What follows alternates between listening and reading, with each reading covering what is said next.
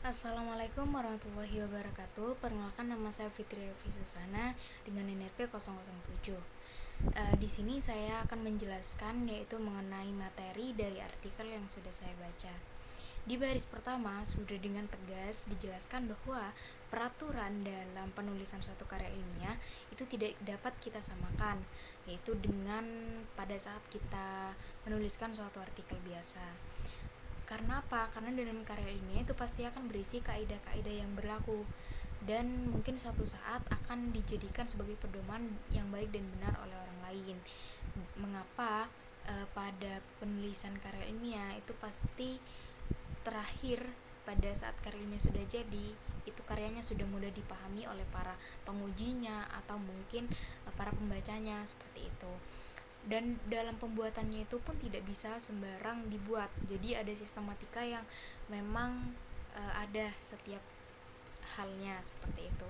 Beberapa sistematika dalam penulisan karya ilmiah itu, yang pertama ada sampul depan atau biasa kita bilang cover, terus ada juga judul, ada daftar pustaka, ada beberapa bab, yaitu bab 1 pendahuluan, bab 2 landasan teori, bab 3 itu ada pembahasan, bab 4 ada penutup, dan yang terakhir itu ada yang namanya daftar pustaka. Mungkin di sini saya akan menjelaskan secara singkatnya, yaitu mengenai beberapa bab tadi, yaitu 4 bab di atas dan juga daftar pustaka.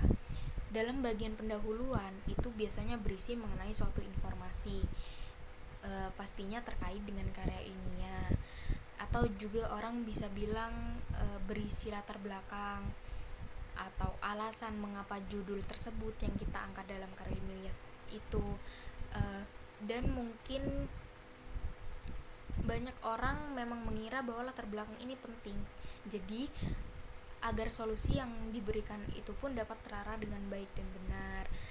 Mungkin kalau secara singkatnya ya, dalam pendahuluan ini pasti akan berisi tujuan yang jelas dan alasan mengambil judul tersebut. Karena apa? Kalau kita tidak punya tujuan, karya ilmiah yang kita buat itu mungkin akan melebar kemana-mana, pembahasannya berantakan atau lain sebagainya. Selain itu, di pendahuluan itu bisa juga ada yang berisi mengenai uraian masalah yang terjadi, dan ada pembahasan dalam lingkup judul tersebut.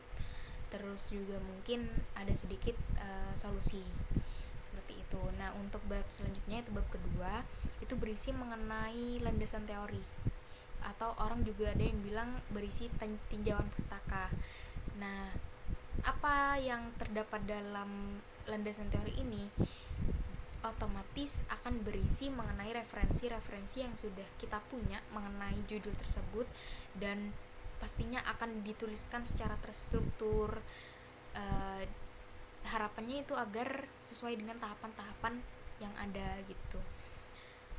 Dan selanjutnya itu di bab 3 berisi pembahasan. Sudah jelas di sini akan berisi pembahasan, mungkin lebih jelasnya pemaparan dari landasan teori, atau mungkin dari latar belakang yang kita punya, atau juga bisa menjelaskan mengenai kegiatan penelitian kita, atau bisa pokoknya beberapa analisa-analisa yang kita punya kita bisa cantumkan di dalam pembahasan tersebut. Nah, bab yang keempat yaitu penutup. Biasanya seperti kita tahu, namanya penutup itu pasti tidak jauh dengan kesimpulan gitu. Jadi dalam penutup ini akan berisi kesimpulan akhir dari penelitian yang kita lakukan, atau bisa berisi mengenai solusi yang sudah kita berikan tadi, apakah efisien atau solusinya bisa berjalan dengan baik dengan permasalahan yang terjadi, seperti itu. Dan juga ada beberapa yang mencantumkan saran ataupun harapan untuk karya ilmiah selanjutnya, atau mungkin penelitian selanjutnya yang berhubungan juga dengan judul ini, seperti itu. Bagian terakhir yang pasti ada yaitu daftar pustaka. Kenapa pasti ada? Karena dengan adanya daftar pustaka ini semakin menguatkan keaslian dari karya ilmiah yang sudah kita buat.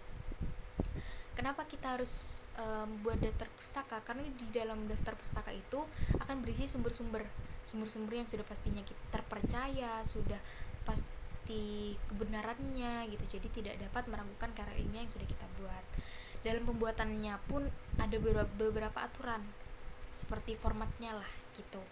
Nah, formatnya itu biasanya menggunakan font Times New Roman dengan ukuran 12 px, terus mungkin ukuran kertasnya A4, dan biasanya bab dan subbabnya itu ditulis dengan sistem numeral. Selain itu mungkin formatnya mengenai judul. Nah, judulnya itu menggunakan huruf kapital atau huruf tebal, atau juga judul itu harus diletakkan di tengah halaman.